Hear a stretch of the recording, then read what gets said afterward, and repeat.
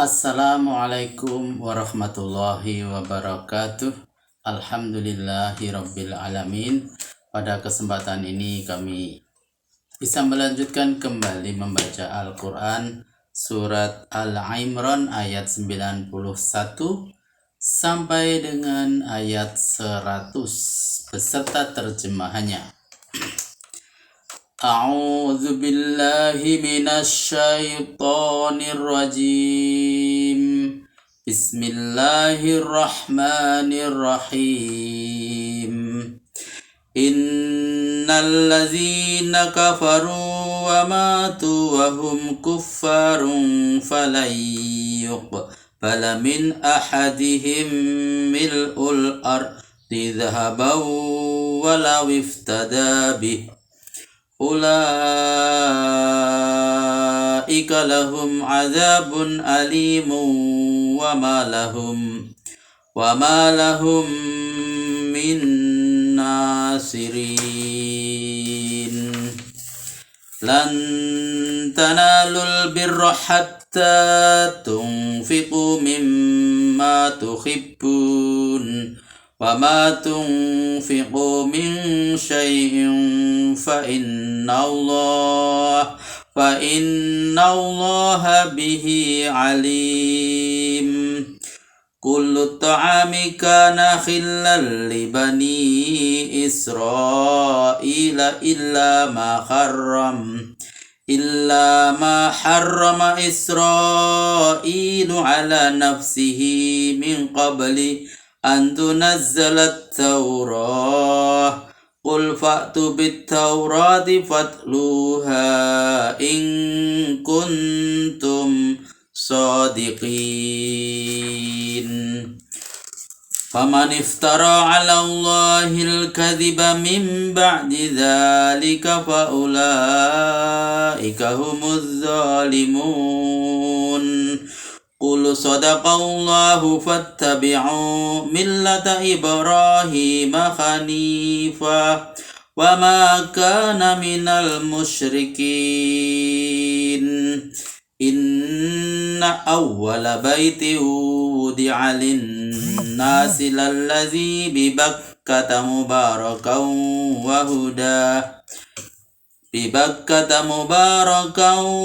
wa hudan lil alamin. Fihi ayatum bayyinatum maqamu Ibrahim wa man dakhalahu kana amina walillahi 'alan nasi hajjul baiti man istata'a ilaihi sabila wa man kafara fa innallaha ghaniyyun 'anil 'alamin. Qul ya ahlal kitabi lima takfuruna bi ayatillahi wallahu syahidun ala ma ta'malun. Qul ya ahlal kitabi lima tasudduna an sabilillahi man amana tabghunaha 'iwajan wa antum syuhada wa mallahu bighafilin amma ta'malun. Ya ayyuhalladzina amanu in tuti'u fariqam minalladzina utul kitab yaruddukum ba'da imanikum kafirin. Sadaqallahul azim.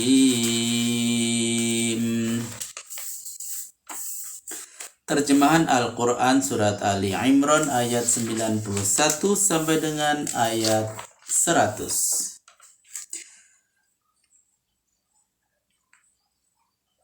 Aku berlindung kepada Allah dari godaan syaitan yang terkutuk. Dengan nama Allah yang Maha Pengasih dan Maha Penyayang.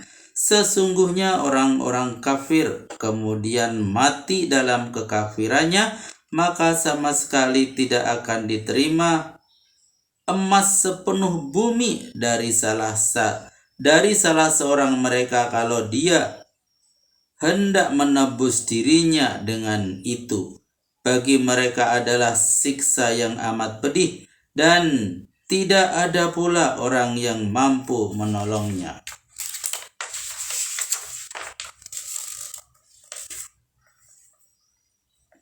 Kamu tidak akan mencapai kebajikan yang dapat dinilai baik oleh Tuhan sebelum kamu menyumbangkan sebagian harta yang kamu cintai.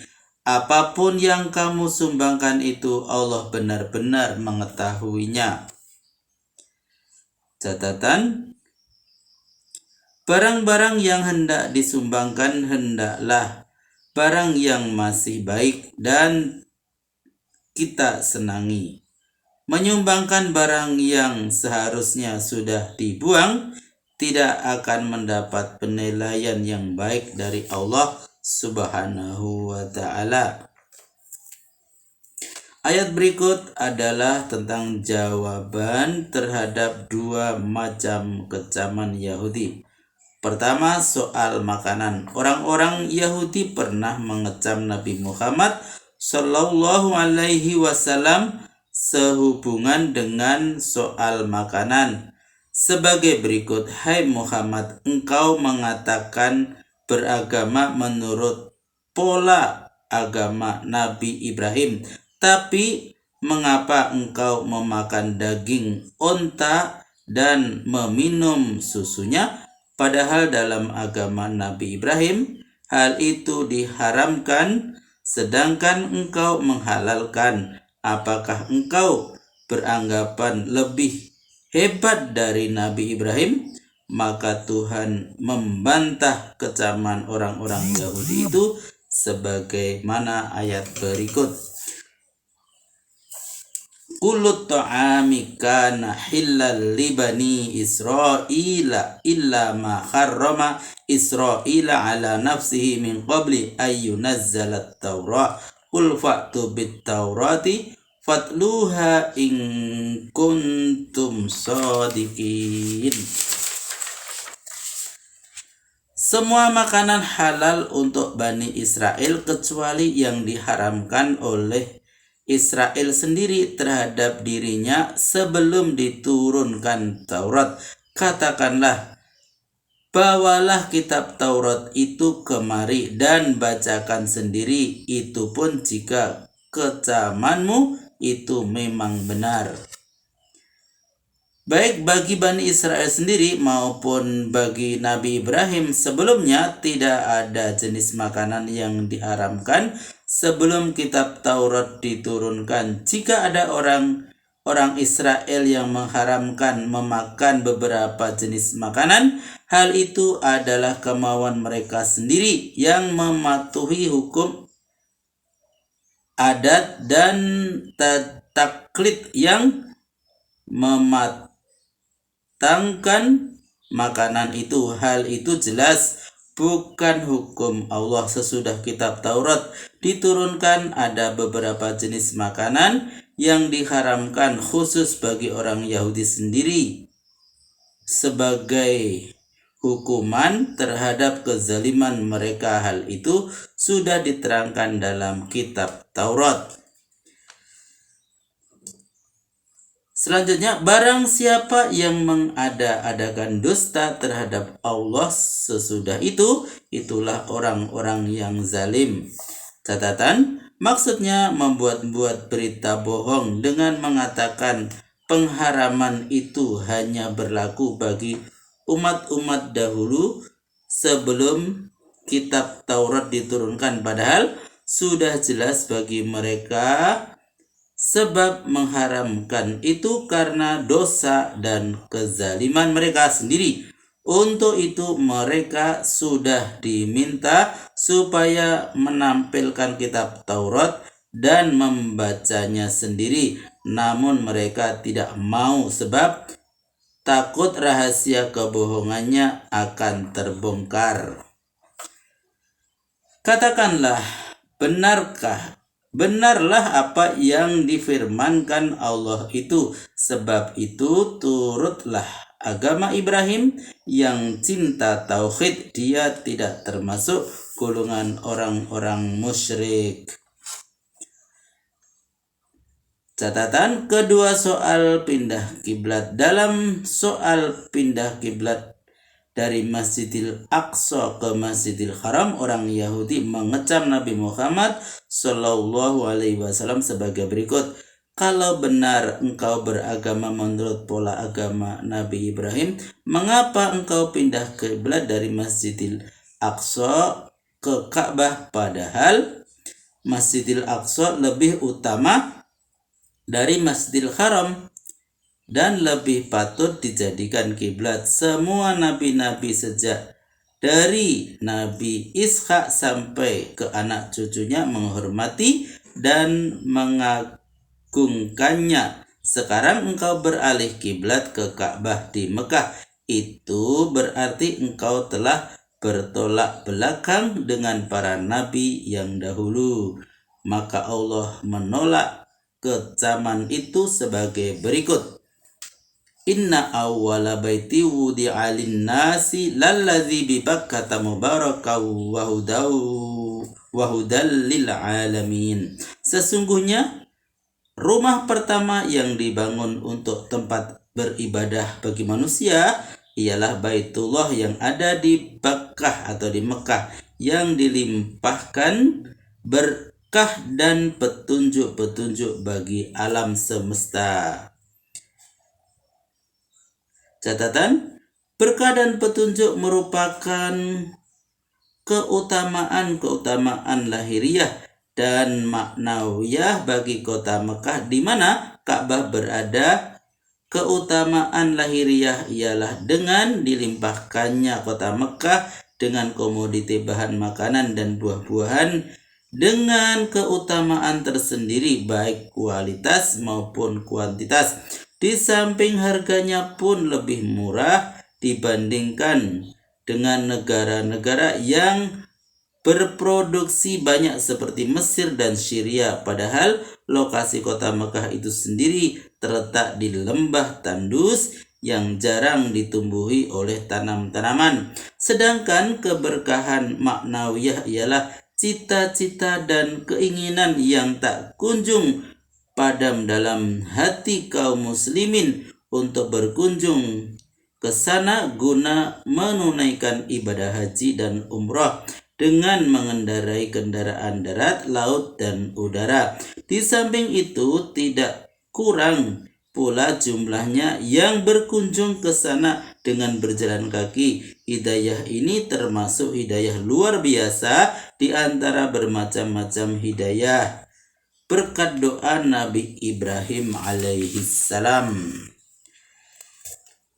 Di Baitullah itu terdapat bukti-bukti sejarah yang meyakinkan, di antaranya tempat peribadatan Ibrahim, dan barang siapa yang masuk ke sana di mana adalah menjadi haknya Allah. Namun kewajiban manusia untuk menunaikan ibadah haji bagi orang yang mampu mengadakan perjalanan ke sana. Barang siapa yang ingkar, maka Allah benar-benar maha kaya, tidak memerlukan apa-apa dari alam semesta. Catatan, dengan adanya tempat peribadatan Nabi Ibrahim di Baitullah yang telah dikenal dari berita resmi yang diterima turun-temurun baik oleh orang Arab sendiri maupun orang-orang selain Arab, jelaslah bahwa Masjidil Haram itu adalah tempat peribadatan paling awal yang dibangun oleh para nabi, sedangkan Masjidil Aqsa di Palestina dibangun sesudahnya oleh Nabi Sulaiman pada tahun 1005 sebelum Masehi. Dengan demikian maka Nabi Ibrahim, nenek moyang para nabi itu, telah meninggalkan bukti sejarah terbesar di samping banyak para nabi dan raja-raja yang terdiri dari anak cucunya. Maka bukti apakah yang lebih meyakinkan yang dapat diungkapkan bahwa Masjidil Haram itu adalah tempat peribadatan pertama yang sudah cukup dikenal dari abad ke abad. Catatan kedua, maksudnya mengingkari Masjidil Haram sebagai tempat peribadatan pertama yang dibangun oleh para nabi. Mufassirin yang lain mengatakan mengingkari wajib haji dan tidak mau mengerjakan padahal ia mencukupi syarat-syarat kemampuan. Katakanlah, hai ahli kitab, mengapa kamu masih bersitegang juga mengingkari ayat-ayat Allah padahal Allah menyaksikan apa yang kamu lakukan? Katakanlah, hai ahli kitab, mengapa kamu halang-halangi orang-orang yang telah beriman untuk mengikuti jalan Allah, disertai upayamu agar orang-orang yang beriman itu berkisar haluan, padahal kamu menyaksikan sendiri mereka menempuh jalan yang lurus. Allah tidak lalai memperhatikan apa-apa yang kamu lakukan. Catatan, maksudnya beriman kepada Muhammad. Orang yang beriman kepada Muhammad telah menjajaki bahwa jalan itulah yang dapat mengantarkan mereka kepada rahmat dan keridhaan Allah Subhanahu wa ta'ala. Hai orang-orang yang beriman, jika kamu ikuti sebagian orang-orang yang diberi Alkitab, niscaya mereka menjadikan kamu kembali kafir setelah beriman. Catatan yang pertama, jika kamu mengiyakan saja isu-isu yang dilontarkan orang-orang Yahudi. Catatan kedua, yang dimaksud dengan kafir di sini ialah kebencian dan permusuhan yang disebabkan oleh kekafiran. Sebaliknya, cinta dan kasih sayang adalah sebagai buah yang ranum dari keimanan.